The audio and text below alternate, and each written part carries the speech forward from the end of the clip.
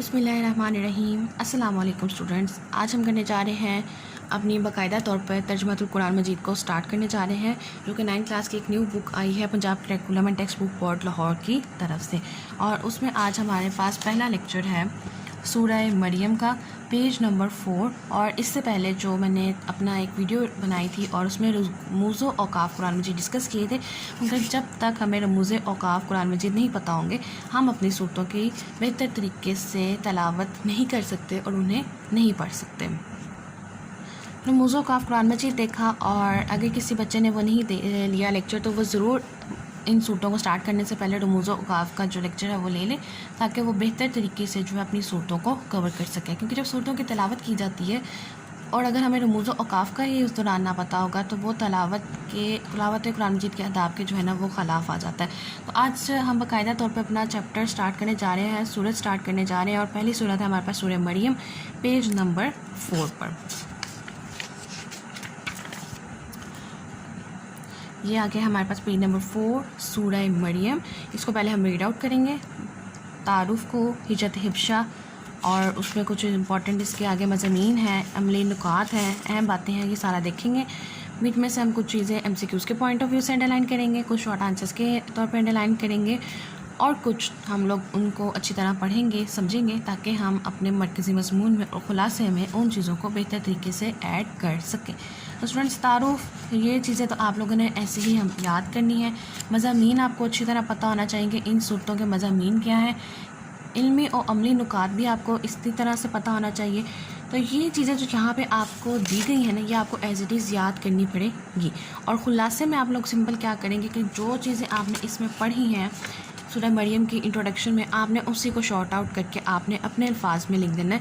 لیکن یہ دھیان رہے، کیونکہ ہم سورہ مریم، اب ہم سورۃ القرآن مجید تو پڑھ رہے ہیں، تو کوئی بھی بات جو ہے وہ خود سے ایڈ نہیں کرنی، باقاعدہ آپ لوگوں نے تصدیق شدہ بات جو ہے وہ اپنے خلاصے میں مرکزی مضمون میں ایڈ کرنی ہے۔ چلیں سٹارٹ کرتے ہیں سورہ مریم۔ سورہ مریم مکی صورت ہے، یہ پہلی لائن ہی ہمارے پاس ایک MCQ ہے۔ اس میں 98 یعنی کہ 98 آیات ہیں، اور یہ سیکنڈ لائن جو ہے یہ بھی ہمارے پاس ایک MCQ ہے۔ آگے ہیڈنگ ہے ہمارے پاس تعارف کی۔ سورہ مریم میں حضرت مریم علیہ السلام کا تفصیلی تذکرہ ہے، اس لیے اس کا نام سورہ مریم رکھا گیا ہے۔ سورہ مریم اس زمانے میں نازل ہوئی جب مشرکین مکہ مسلمانوں پر ظلم کر رہے تھے۔ اس موقع پر جب حضرت محمد رسول صلی اللہ علیہ وآلہ وسلم نے صحابہ کرام رضی اللہ تعالیٰ عنہ کو حبشہ کی طرف ہجرت کرنے کا حکم دیا، تو اس تعارف میں ہمارے پاس 2 شارٹ کوسچنز بنتے ہیں۔ ایک شارٹ کوسچن کہ سورہ مریم کا نام سورہ مریم کیوں رکھا گیا، پہلا شارٹ، اور دوسرا شارٹ یہ بنتا ہے کہ سورہ مریم کس زمانے میں نازل ہوئی۔ تو اس تعارف میں ہمارے پاس 2 شارٹ کوسچن جو ہیں وہ کریٹ ہو گئے۔ آگے ہیڈنگ آ جاتی ہے ہجرت حبشہ۔ حبشہ بر اعظم افریقہ کا ایک ملک تھا، یہ ہمارے پاس ایک MCQ ہے۔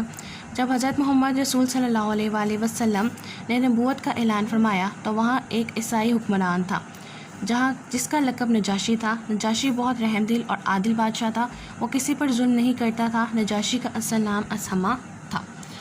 اب اس پیراگراف میں ہمارے پاس بہت سارے MCQs ہیں، اور یہ شارٹ کوسچن بھی ہے۔ خود ایک پہلے کی یہ لائن کی حبشہ جو ہے وہ ایک بر اعظم افریقہ کا ملک ہے۔ آپ صلی اللہ علیہ وسلم نے نبوت کا اعلان کیا جب، تو وہاں کا حکمران کون تھا؟ ایک عیسائی تھا۔ اس عیسائی کا نام کیا تھا؟ نجاشی تھا۔ نجاشی کون تھا؟ یہ ہمارے پاس شارٹ کوسچن آ سکتا ہے کہ نجاشی کون تھا۔ نجاشی ایک بہت رحم دل اور عادل بادشاہ تھا۔ کہاں کا بادشاہ تھا؟ حبشہ بر اعظم افریقہ کے ملک کا، اور کسی پر ظلم نہیں کرتا تھا۔ اور اصل نام اس کا کیا تھا؟ یہ MCQ بھی آ گیا اور شارٹ بھی آ گیا۔ اسٹوڈنٹس آپ خود دیکھ سکتے ہیں کہ اس ایک پیراگراف میں ہمارے پاس MCQ اور شارٹ کوسچنس کافی زیادہ بن سکتے ہیں۔ مکہ مکرمہ میں صحابہ کرام رضی اللہ تعالیٰ عنہ قریش کا ظلم حد سے گزر گیا تھا۔ اس موقع پر حضرت محمد رسول صلی اللہ علیہ وآلہ وسلم نے محسوس کیا کہ ایسے سخت حالات میں مسلمانوں کے لیے زندگی بسر کرنا مشکل ہوتا جا رہا ہے۔ آپ صلی اللہ علیہ وسلم نے اللہ تعالیٰ کے حکم سے مسلمانوں کو حبشہ کی طرف ہجرت کرنے کی اجازت دے دی۔ تو یہ بھی MCQ آ سکتا ہے کہ آپ صلی اللہ علیہ وسلم نے اللہ تعالیٰ کے حکم سے مسلمانوں کو کس کی طرف ہجرت کرنے کی جو ہے وہ اجازت دی؟ حبشہ کی طرف۔ حضرت محمد رسول صلی اللہ علیہ وآلہ وسلم کی اجازت سے 11 مردوں اور 4 خواتین نے حبشہ کی طرف ہجرت کی۔ اب یہ ہمارے پاس شارٹ بھی ہے اور MCQ بھی ہے کہ آپ صلی اللہ علیہ وسلم کی اجازت سے کس نے جو ہے حبشہ کی طرف ہجرت کی؟ تو 11 مردوں اور 4 خواتین نے حبشہ کی طرف ہجرت کی۔ ہجرت کرنے والوں میں حضرت عثمان غنی اور آپ کی زوجہ محترمہ حضرت رقیہ بھی تھیں۔ اب یہ سوال بھی بن سکتا ہے کہ ہجرت کرنے والوں میں کون کون شامل تھا، تو حضرت عثمان غنی اور آپ کی زوجہ حضرت رقیہ تھی۔ MCQ بن سکتا ہے کہ حضرت عثمان رضی اللہ تعالیٰ عنہ کی زوجہ محترمہ کا نام کیا تھا، حضرت رقیہ۔ یہ حبشہ کی طرف پہلی ہجرت تھی، یہ نبوت کا 5واں سال تھا۔ یہ بھی ہمارے پاس MCQ بن سکتا ہے کہ جب حبشہ کی طرف جو ہے ہجرت کی وہ نبوت کا کون سا سال تھا، 5واں سال تھا۔ حبشہ کی طرف ہجرت جو تھی وہ کون سی ہجرت تھی، تو سب سے پہلی ہجرت ہمارے پاس تھی حبشہ کی ہجرت۔ اسٹوڈنٹس اس دو چیزوں میں ہی آپ دیکھ سکتے ہیں کہ کتنی امپورٹنٹ چیزیں ہیں MCQs کے پوائنٹ آف ویو سے بھی اور شارٹ کوسچن کے پوائنٹ آف ویو سے بھی، اور کوئی مشکل چیز نہیں ہے، بہت ایزی سے جو ہے وہ انہوں نے ایکسپلین کیا ہوا ہے کہ آپ کو سمجھ بھی آ جائے گی اور آپ کے لیے تیار کرنا بھی آسان ہوگا۔ آگے موو کرتے ہیں۔ مسلمان امن کی تلاش میں حبشہ پہنچے، لیکن مکہ مکرمہ کے کافروں میں سے یہ بات برداشت نہ ہوئی۔ وہ چاہتے تھے کہ مسلمان کہیں بھی چین اور سکون سے نہ رہیں۔ انہوں نے تحفے دے کر اپنے کچھ لوگوں کو نجاشی کے پاس بھیجا۔ ان لوگوں نے وہاں قیمتی تحفے پیش کیے اور نجاشی سے کہا کہ ہمارے علاقے سے چند ناسمجھ لوگ بھاگ کر یہاں آ گئے ہیں۔ انہوں نے اپنے باپ دادا کا دین چھوڑ کر نیا دین اختیار کر لیا، وہ آپ کے دین کے بھی خلاف ہیں، آپ ان کو ہمارے حوالے کر دیں۔ یہ بات سن کر نجاشی نے مسلمانوں کو دربار میں بلایا اور ان سے کچھ سوالات کیے۔ نجاشی کے سوالوں کے جواب میں حضرت جعفر بن ابی طالب رضی اللہ تعالیٰ عنہ نے نجاشی کے دربار میں بڑی پر اثر تقریر کی۔ تو اب اس پیراگراف میں ہم یہ شارٹ کوسچن کے طور پہ پوچھا جا سکتا ہے کہ مکہ مکرمہ سے جب کافر آئے تھے طائف لے کے، تو انہوں نے کیا کہا تھا؟ تو انہوں نے کیا کہا کہ جو کچھ ناسمجھ لوگ ہیں وہ یہاں چھوڑ کر آ گئے ہیں، انہوں نے اپنے باپ دادا کا دین چھوڑ کے ایک نیا دین اختیار کر لیا ہے اور وہ لوگ اس دین کے بھی خلاف ہیں۔ تو اس بیس پہ جب نجاشی نے ان کو بلایا اپنے دربار میں، تو حضرت جعفر بن ابی طالب نے نجاشی کے دربار میں بہت پر اثر تقریر کی، اور وہ پر اثر تقریر کیا ہے یہ جو ہمارے پاس ہائی لائٹڈ باکس میں لکھی ہوئی ہے۔ تو تقریر دیکھتے ہیں کیا تھی۔ آپ رضی اللہ تعالیٰ عنہ نے فرمایا، اے بادشاہ، ہم لوگ جاہل تھے، بتوں کی پوجا کرتے تھے، مردار کھاتے تھے، گناہوں کے عادی تھے اور پڑوسیوں کا حق مارتے تھے۔ جو طاقتور ہوتا وہ کمزور پر ظلم ڈھاتا تھا۔ ہم ایسی ہی حالت میں تھے جب اللہ تعالیٰ نے ہم پر کرم فرمایا، ہم میں اپنا رسول بھیجا، انہوں نے ہمیں اللہ تعالیٰ کی طرف بلایا، بت پرستی سے منع کیا اور فرمایا کہ ہم سچ بولیں، خون خرابے سے باز آ جائیں، یتیموں کا مال نہ کھائیں، پڑوسیوں کا خیال رکھیں، نماز پڑھیں، روزے رکھیں اور زکوٰۃ دیں۔ ہم ان پر ایمان لائے، شرک، بت پرستی اور تمام برے اعمال چھوڑ دیے۔ اسی وجہ سے ہماری قوم ہماری دشمن ہو گئی اور وہ چاہتی ہے کہ ہم اس گمراہی کی طرف واپس چلے جائیں۔ ہم ان کے بہت زیادہ تنگ کرنے پر آپ کے ملک میں آ گئے ہیں۔ اے بادشاہ، ہمیں امید ہے کہ ہم یہاں ظلم سے محفوظ رہیں گے۔ تو جو یہ تقریر ہے یہ خود اٹ سیلف ایک کوسچن بن کے آ سکتا ہے کہ نجاشی کے دربار میں کس نے تقریر کی اور اس تقریر میں کیا فرمایا۔ نجاشی نے حضرت جعفر رضی اللہ تعالیٰ عنہ سے کہا کہ وہ اپنے نبی خاتم النبیین صلی اللہ علیہ وآلہ وسلم پر نازل ہونے والے کلام میں سے کچھ سنائے۔ حضرت جعفر نے سورہ مریم کی آیات تلاوت کی۔ نجاشی اور اس کے درباریوں پر بہت اثر ہوا اور وہ رونے لگے۔ تو یہ بھی ہمارے پاس MCQ آ سکتا ہے کہ حضرت جعفر نے کون سی آیات کی تلاوت کی؟ تو سورہ مریم کی۔ نجاشی نے کہا، یہ کلام اور انجیل ایک ہی چراغ کی روشنیاں ہیں۔ نجاشی نے مسلمانوں کو واپس کرنے سے انکار کر دیا۔ اس طرح مکہ والوں کا یہ وفد ناکام واپس ہوا اور مسلمان وہاں امن اور سکون سے رہنے لگے۔ حبشہ کے لوگ مسلمانوں کی پاک زندگی سے بہت متاثر ہوئے، کئی لوگ ان کی دعوت سے مسلمان ہو گئے۔ مسلمان ہونے والوں میں حبشہ کے بادشاہ نجاشی بھی تھے۔ سورہ مریم کا خلاصہ توحید، رسالت اور آخرت کا بیان ہے۔ سورہ مریم کا خلاصے میں کون سی چیزیں آئیں گی؟ توحید، رسالت اور آخرت پر جو ہے وہ ایکسپلینیشن وہ آپ لوگ ایڈ کریں گے۔ آگے ہمارے پاس آ جاتی ہے مضامین۔